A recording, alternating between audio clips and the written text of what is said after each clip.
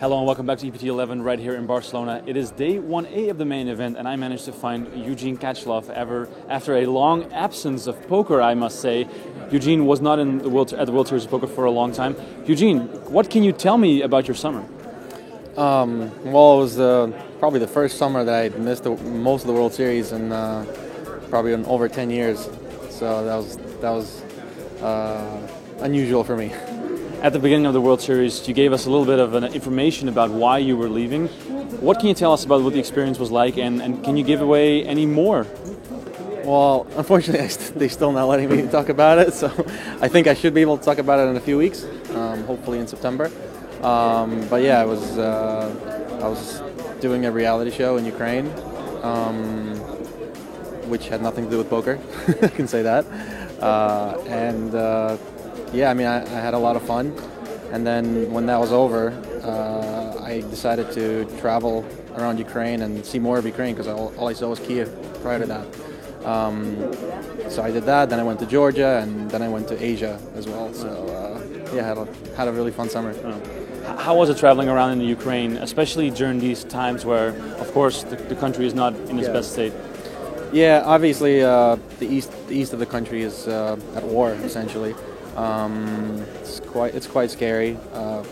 I avoided, obviously I didn't go there. I mean, I went near there, but I was like about 100 kilometers away from there. But it seemed fine. It was a big city, so I really didn't see any of that. Like the rest of the country, kind of, obviously everyone's aware, but they kind of live, as they do normally. Mm-hmm. So, having said that, I really enjoyed seeing all the different parts of the country because they're all very, very different. I didn't expect that. How was it to be in a different country while the World Series of Poker was going on? Because for so many years, that was what the year was all about, to be in Vegas during the summer. Yeah, it was kind of hard actually. But the funny thing is, during this reality show, we actually weren't allowed to have any communication devices or anything. So I knew nothing of what's going on in Vegas or anything in general. So. So it was kind of fun at the same time, after it was over to see like a whole month worth of news that I didn't know before. Wow. And then you went to Japan and you shared some pictures on your Twitter page. Did you manage to find the most expensive grapes ever? Yeah, I think so. It's the same. There's this store in Japan that sells like super high-end fruit, and they just look incredible. So we saw these like grapes. Like one grape was like $11 or $12 or something. It was insane. But we were like, okay, what the hell is this $11 grape? Like, we have to try it. So we bought a couple and one for each person just to try what it was. One grape. Yeah, one grape. Yeah. And it was. I mean, I gotta say, it was probably the best grape I've ever had. But it's still a grape. It's not something that I would like indulge all the time in. But it's certainly cool to try it once. It's just a really, really, really good grape. But Japan in general, of course, is a lot different than the cultures that we're used to, especially in Europe and also in the United States. What do you take away from going to a place like that where a lot of customs are different? Yeah, Japan is one of my favorite countries in the world. I love going there every chance I get.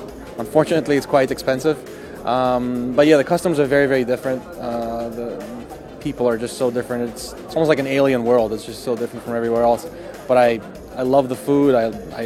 The people are super friendly, and there's just so many places to visit. And every time I go, I try to go to a new place, as much as I can, and enjoy a new feature of Japan.